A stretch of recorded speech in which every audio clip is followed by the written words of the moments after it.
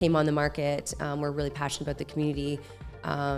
We left the community only to then come back and realize how much we love it here and we like being a part of the community. So just, a coffee shop just acts as, a community social hub. There is a level of camaraderie between my staff, and we have started to see more repeat business in the last couple of years that we have when we first opened. Love seeing the different personalities that come into the shop, and not just locals who have been here for 30 or 40 years. The growth brings perspective, it brings new energy, it brings a vibrancy that, I think Port Stanley really needs. I don't know if you heard when you were outside, but I talked about how if you needed a favor, even you could call me based on how you treat the people in your community and the nice things that they say about you. Why don't you give a little bit of who you are and your background for those who don't know who you are, who may be watching the recording? Sure. So my name is Margeaux Levesque. I own the Harbour Merchant Coffee Company, which is a cafe here in the downtown Port area. I originally grew up in London, kind of have hung around the area, but when I met my partner 8 years ago, he was living here in Port.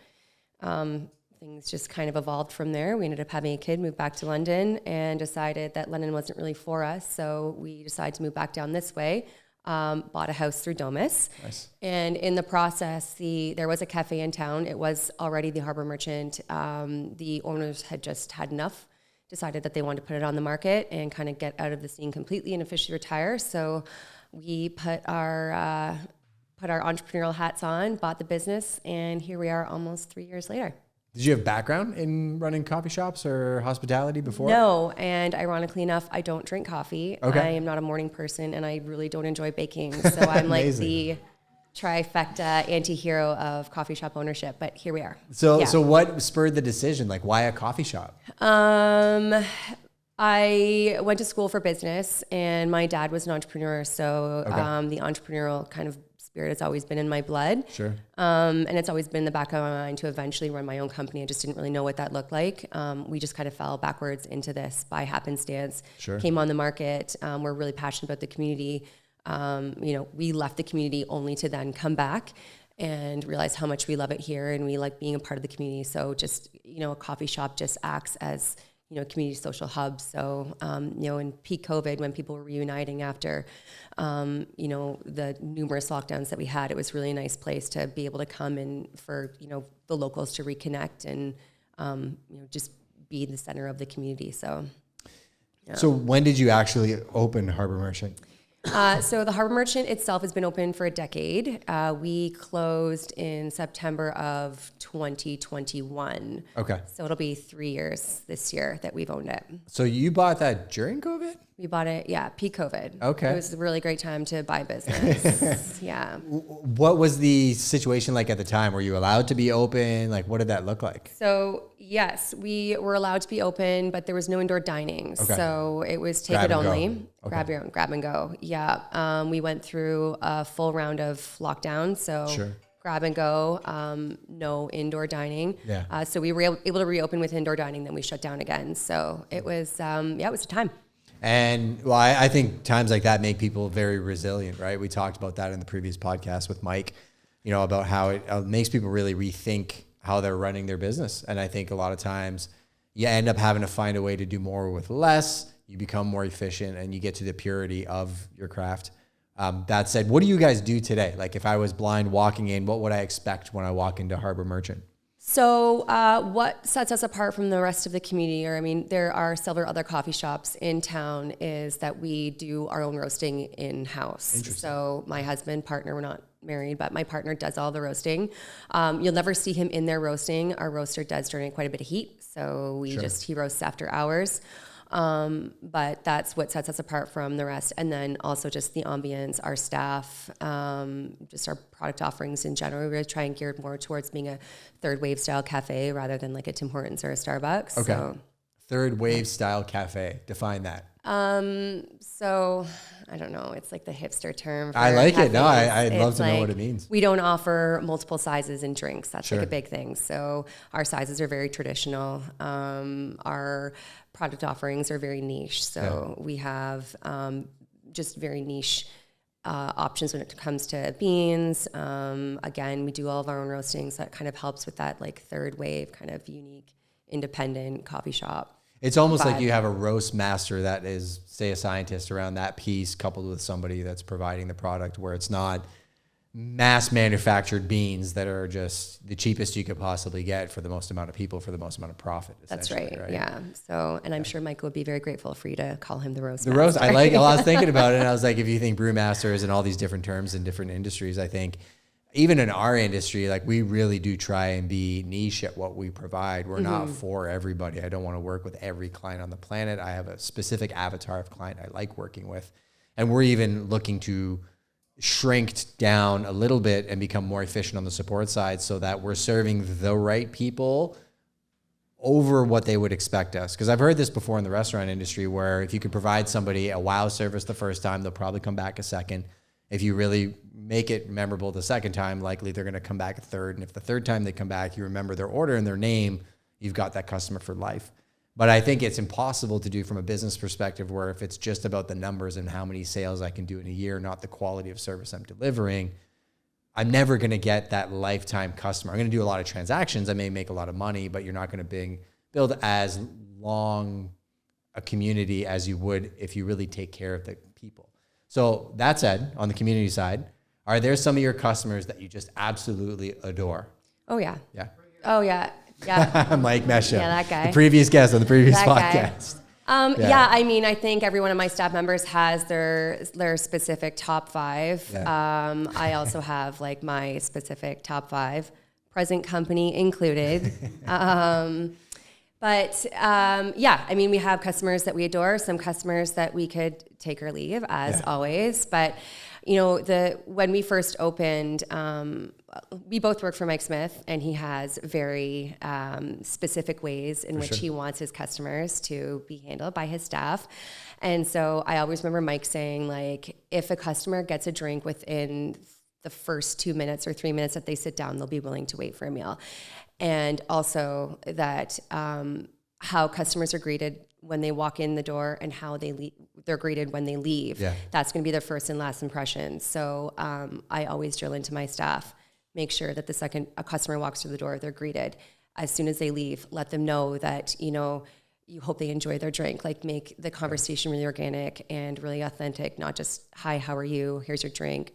Have a good one. Thanks for coming in. Sure. And so I think what has happened with me encouraging that type of dialogue between my staff and my customers is now there is a level of camaraderie between my staff, and we have started to see more repeat business in the last couple of years that we have when we first opened, mainly probably because of COVID. But for that very reason, my staff have gotten to know who our regulars are. And even if they don't, even if it's just a new person coming through the door, they will recognize that and have conversations with the customers about, you know, what brought them in, you know, why are they in town, what brought them into the coffee shop. Mm-hmm. So yes, long-winded answer there, but yes, my staff do have their top 5 to 10 customers. Yeah. For sure. And I think one thing we like doing at the end of every year is we take every transaction we did, we put the customer's name, what type of transaction it was, and then we actually rate it 1 out of 10. 7's not an option. And why we do that practice is we want to find our 8s to 10s, because those are probably transactions we had fun doing. Mike, you're in that category, so you're good. Ursula, you're in that category as well, so you're good. You know, I really think you want to find your people, because it doesn't really feel like work. Like if he calls me, he's like, hey, I need something. I'm not stressed about it. Be like, oh, how do I solve this customer's problem? I do think that the floaters, the people that are maybe like 4 to 6s, could potentially become 8 to 10s. Maybe it's something I didn't do because I didn't take enough time to communicate or prepare, whatever. Or maybe they truly are not my people, and that's okay. There's other coffee shops they can go to. That's right. Where they'll find their people, and they'll find the service in between. I guess, like, from when you started to today as a business owner, putting your business hat on now on the entrepreneurial side, how have you made adjustments? Because you started in a crazy time, and now you're going into obviously more regular business cycles. Oh yeah. Well, okay. Brendan and Gary, the former owners, developed a beautiful craft. They were super passionate about coffee. It was a retirement project for Gary. But they didn't really operate the business in terms of running it as a business. It was a hobby. Yeah. So they opened when they want, they closed when they want. They had the freedom to do so because of COVID. Gary was facing some health issues, so that kind of came into play too. So when Michael and I took it over, there was just a lot to tackle. The menu was 3 times the size as what it is now. So customers would get bottlenecked, or we would get bottlenecked at the cash just with customers trying to figure out what they wanted. Yeah. So the first thing that we did was we analyzed the numbers, kind of realized what sold versus not selling based on historical data, and streamlined our menu to just 1 menu board, not 3. Yeah. I am a numbers person by nature, so I just went through piles and piles of data trying to figure out what sold versus not sold, even in terms of our bean offering, because we do sell our beans through the retail side of our business. Sure. Looking at what types of beans were selling versus not. So paring down an inventory was a really big thing for us, just to cut down on our overhead. And then labor too. Labor was a big one. They were really labor heavy. We streamlined our labor, really got everyone up to speed on all areas of the business, so we could keep our labor low, which helped. We brought in music. Apparently it was a thing. It makes a big difference. Actually. It makes a huge difference. It kind of sets the vibe. It sets the tone of the cafe. I guess there was no music prior to us buying the shop, so we introduced music. That helped drive customers in. Still an ongoing issue with my staff, who are mostly 15 to 17. And well, we had Atlanta and Kyle arguing over about the music choice for this broker open house. But I like Kendrick Lamar, but in like certain spaces. You guys are good. There's coffee, there's sandwiches. Don't worry about the fact that we're on microphones. Totally normal. No, I think it's interesting, right? Like real estate and coffee have more in common than I knew, because I always say like our business is art and math. My wife is very much the math side. She's looking at everything very analytical. And then the art side would be me in terms of buyer sentiment, how to market and get attention on things that, there's just so much out there and it's hard to get attention on. I think it's also interesting when I think of your business, technology-wise, like AI is taking over every business that's out there, but it can't take over coffee beans, I think. Is there any technologies that you guys have adopted that have helped you become more efficient business owners? No. Good. Well, there's one thing that's still pure in life. I guess art and coffee are still very, very pure. Yeah. In terms of the community, though, with what Mike said about Port Stanley and where Port Stanley is going, does that excite you as a local business owner? Oh, absolutely. Yeah. We couldn't welcome growth more at this point. I love seeing the different personalities that come into the shop, and not just locals who have been here for 30 or 40 years. The growth brings perspective, it brings new energy, it brings a vibrancy that, I think Port Stanley really needs and is in the process of welcoming. I know it's been a bit of a slow burn. I'm sure Mike can attest to that too. Sure. The locals have been slow to adopt change. Yep. But I think that they're getting there from what I've noticed in the conversations that I've been able to overhear in the shop. They're starting to welcome the change, which is nice. Yeah, you're like the mediator. You're like the Switzerland of businesses, because they all come in the same spot, right? Where there's people that have been there for 60 years that would be griping about, well, it's always been this way. And I understand that sentiment too, because there's a purity to it. But I've also, because we work in primary and secondary markets, we will see shifts where you can maintain the purity and the sentiment and the community pride with a combination of new people and different types of energies and, mindsets and growth, and integrate them. Because I think I've learned stuff from people that do things super old school and do things super new school. And I think that that's the communities of the future, where like everybody's welcome to add something as long as they have the right intention to the community, right? Versus some people that they're just there. Going back to the comparison that I made in the coffee world, like I'm not going to compete with Amazon because all they care about is profit, and they could care less about how they treat their employees or anything, because it's just not in their business model. But Amazon can't compete with me in doing something like this, because it wouldn't scale. They would look at this on a P&L and say,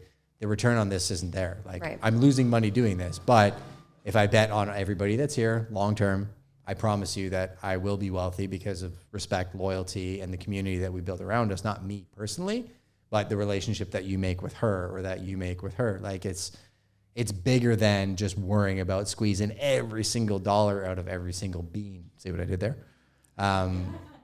But in terms of, you know your product, you dial down your menu. I think that's super smart. Were there products on your menu that maybe you were like kind of in love with and you're like, it didn't sell as much as I thought it would, and you shifted your mindset on? Okay, kind of, actually, anecdotally. So we did sell we had a bean on our menu that had a really cult-like following, but it was a very small cult. I'm saying like maybe 4 or 5 customers. Okay. So it didn't make the cut. When we did the dial analysis, Michael said, no, let's just cut it. Were they picketing outside? Yeah, no, but just give me a sec. And so this is Nathan. The name of the bean is irrelevant, but it just really wasn't selling. And so I said, Michael, just give me 3 months. Let's see if we change the name of the bean. Just name change alone. We don't change the recipe. We don't change anything about how we roast it. Just change the name. We'll see if it sells. It is now our #1 seller just from changing the name alone. That's wild. Yeah. What is it called? So it was originally called Trinity Bold because it was our 3 darkest roasts. Interesting. And changed the name to Dark and Stormy, and here we are. Dark and Stormy. It's our top seller. I see. Maybe it's not a pricing thing. Maybe it's not a quality thing. It's just a marketing play. Same thing in our world. Like I tell people, especially now, you can price reduce till you're blue in the face. It's not a pricing problem. It's a sentiment problem, and it's more likely a marketing problem. Because when people are looking at real estate, it's the same photos, bedrooms, bathrooms, square footage, how everything's interchangeable. You have to cut through the noise. You have to get to the soul of the person. And Dark and Stormy's been exposed. Apparently that was the bean that, that's all it took. So that's really cool. And what's next for you guys in terms of any things that you're working on that excite you, that are maybe new concepts or things down the road? Yeah, so we're actually starting to work on our wholesale program. That's what we're looking to build out. Brendan and Gary kind of toyed with the idea of branching out on the wholesale side, but again, it was more of a hobby for them. For sure. Whereas we're really looking at this in terms of how we can efficiently scale. Opening a second cafe isn't really in the cards right now, especially with the way real estate's going and just the economy itself. Sure. So we're looking more on the back end as to how we can scale, and it's our wholesale. So we're starting off small so that we can scale in a reasonable way that allows us to sustain growth. Sure. And so we're supplying to a few local restaurants. Mike, where are you? We still need to have that conversation. He's trying to, but we are doing the coffee program for GTs, which is kind of cool because they just recently started a breakfast program. Commonwealth Coffee in London. Nice. We do a white label for them. So we're trying to start to branch out and differentiate ourselves from other local roasters as to how, what product offerings that we can offer in terms of wholesale. We do our co-labeling and white labeling. Luckily enough, I have a designer on staff who happens to be my brother, so we get all of our design work done for free. So cool. It's just a nice little add-on that we can offer in terms of if you want to have your own customized label, we can take that on at no extra cost. Are we doing a run of prime beans? I feel like we need to figure something out. Shannon's going to kill me because I'm spending more money, but I like that idea. I think it makes a lot of sense. I do think from a storefront, just from a consultation perspective, the storefront is the place where you create your culture and community, you foster that within your staff. But I think we are moving to an age where you don't necessarily, that's not the play from a profitability standpoint of 15 different locations, because then you lose that quality and the culture, because if you're not there physically running it, the culture becomes whoever the leadership is, and that's an HR problem more than it is a business problem. That's right. The wholesale thing makes a lot of sense, because if you're in alignment with restaurants, farmers markets, I could start going down the list of people that are going to not necessarily want to become a coffee roaster. That's where I think you'll find a ton of opportunity. And within that proximity, you're going to draw in people that, Port's only a couple minutes away, and maybe they come grab a coffee in person and they've been buying your beans for a year at 45 minutes away and they had no idea, right? So I think that's a super, super good plan for you guys. Thank you. I appreciate that. Well, does anybody have any questions for the coffee roaster? We didn't have time with Mike because I went way over time, but we got a couple seconds. I appreciate your time. Thank you, There's Justin. more coffee and some sandwiches if you guys are hungry. Obviously, you can take a look at the house if you want, but I appreciate your time. Thank you for having me.